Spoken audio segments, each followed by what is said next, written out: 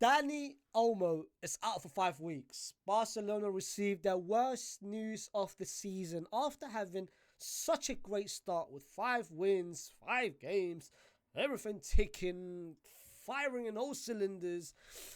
This might be the toughest break they've had so far. One of the star men, 3 goals, 3 games, and Dani Olmo is now out for the next 4 to 5 weeks. How will this affect Barcelona? What happens next to Barcelona, and how can Barcelona respond and try to maybe go around the injury of Dani Olmo? Before I go any further, don't forget to like, share, subscribe to the channel if you're new, and of course, comment your own thoughts, Barcelona fans. If you guys are watching, let me know what you guys think, and also let me know whether you agree or disagree with what I'm about to say. First of all, before we talk about the implication and what it does and how Dani Olmo's miss is going to impact Barcelona, let's talk about the games that he's potentially going to be missed. So Dani Olmo is about to be missing about 1, 2, 3, 4, 5, 6. It's been confirmed 6 games, but he is in doubt to miss 2 more, which is the 7 and 8. The first game that he's going to be missing is Monaco away from home this Thursday. Then it's Villarreal. Then it's Getafe.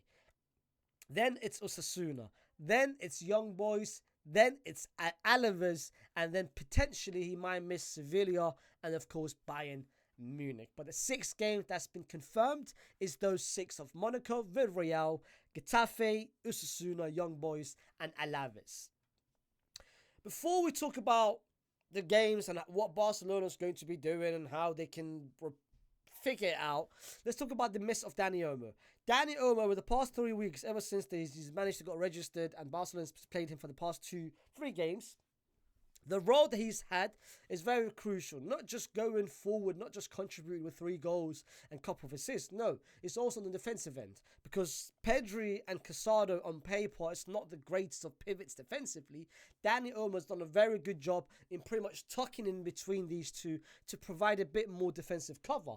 On top of that, he's been very effective in the sense of pressing, trying to win the ball in the final third. And whether the ball goes to the left-hand side, right-hand side, he does that little, as Klopp did it quite well with Liverpool with the Gigi press where he had Gigi Wijnaldum doing it. Dani Olmo's doing it with this Barcelona team where he's pressing all over the pitch. So Barcelona will miss him a lot in that sense in terms of the behind-the-scenes work.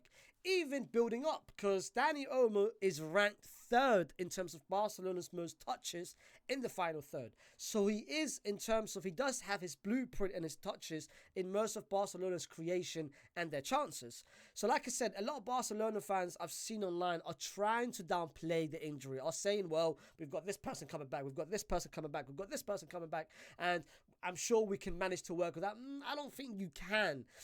I do think his miss is quite, could be proving quite vital. But this is one thing which has been known about Dani Olmo. When I first made a video talking about him and Barcelona signed him last month, I did say one of Dani Olmo's biggest weaknesses, putting his talent on this aside, he's a very injury-prone player. Dani Olmo, in his last two seasons, he's had 1, 2, 3, 4, 5, 6, 7, 8, 9, 10. He's had 10 injuries in his last 2 seasons. And that is muscle injuries, muscular injury, knee injury, torn muscle, inner knee ligament here. Bro, he's had different type of injuries. And he reminds me similar to a Pedro, where he's very injury prone. The talent speaks for itself, but this is now the first injury he's had at Barcelona. Yesterday, when he was taken out, a lot of media reports said his precautions, X, Y, and Z. Barcelona did the test today, and it's been proven that, it's a serious injury, which will take him out to 4 to 5 games. What does this mean for Barcelona? And how can Barcelona pretty much respond? And what can they do in terms of the system? I don't think the system will change a lot. I do think Barcelona will play the same way they do. That's two. Whoa. Okay, now the mic is back. That's 2 ways in what I'm anticipating Hansi Flick to maybe overcome this. Hansi Flick has built his team with the 4-2-3-1, the pivot of Pedri and Casado, which is proven to be very vital in the way Barcelona build up and how Barcelona create. The first way of handling this situation is pushing Pedri up to what he knows best, playing as a 10, and maybe putting someone else next to Casado. If you are going to be doing that, you can't really... But now it's not there. Gavi is still not ready. Gavi, yes, he's back in training, and he's training after being out with an ACL, but he's only going to be back after the second international week, which is 3 weeks from now. Christensen, who played as a DM last season, is not available. So the only really option you can do is put in Eric Garcia, who's been coming off the bench every now and then to play as a DM. So that is one option Barcelona can play, where they can play a double pivot of Eric Garcia and Casado and pushing Pedro up to his preferred and natural position. That's one option. The second option is, of course, Ansu Fati will potentially be available next week against Monaco and against Villarreal. If you are going to be playing an Ansu Fati on the left-hand side, Rafinha will be playing as a 10, which is what Rafinha did play as a 10 before Dani Olmo got registered, because they had Ferran Torres on the left-hand side and then they had Rafinha as a 10. The game against Monaco, I'm not expecting Ansu Fati to start. I am expecting maybe Ferran to start, because Ferran is, of course, suspended against Villarreal. He got the sent off. So I do expect Ferran Torres to play on the left-hand side against Monaco, and then Rafinha as a 10. And then maybe when Ferran Torres is suspended against Villarreal, I am maybe expecting Ansu Fati to play on the left-hand side.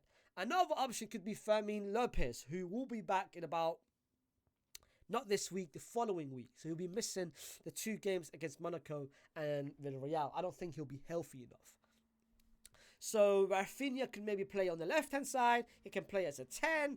If Fermin Lopez comes back, then Fermin Lopez will maybe play the role which Dani Olmo, because I do look at Fermin Lopez very similar to the way I look at Dani Olmo. They're quite similar players, even though I do think Fermin Lopez, he has the smell of the goal. I do think he's a better goal scorer than Dani Olmo.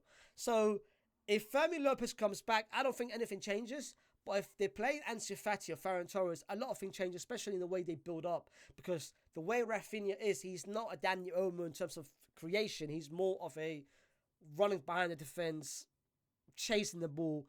He's quite very different profile to what a Dani Olmo is. The last option is the 17-year-old that's currently playing in La Masia. Is it 16 or less?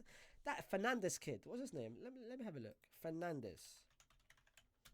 Barca. I've heard a lot about him.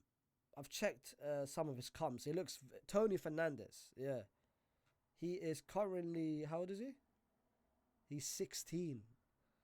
But Barcelona, man, they keep creating those players. But yeah, he's 16 years old.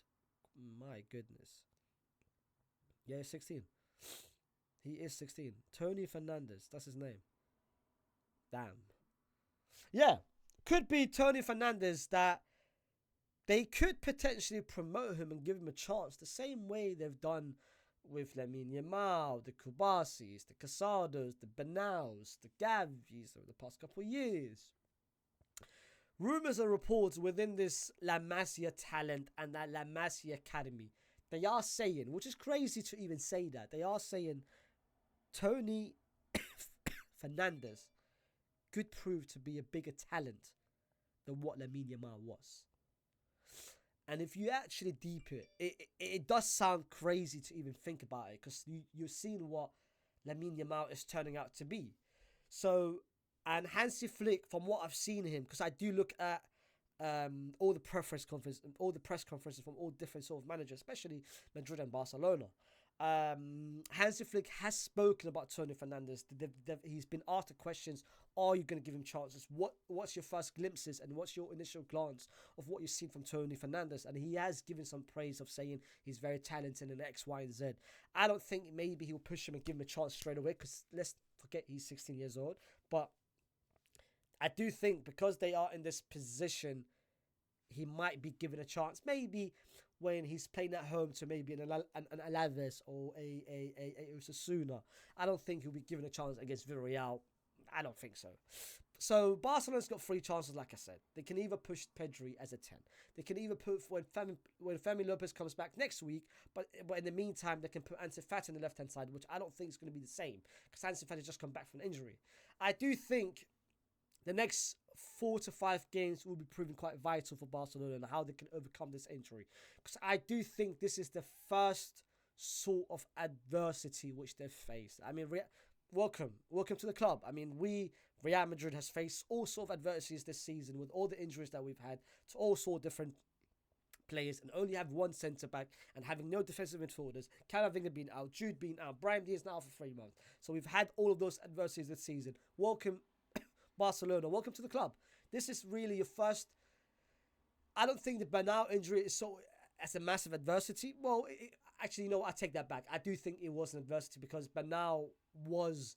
Because you changed the system by bringing Pedri back as a DM. So I think, but this I do think is massive because you've got Villarreal on Sunday.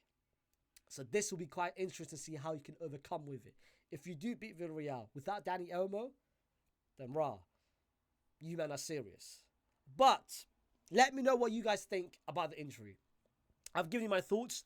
You know what? How about this?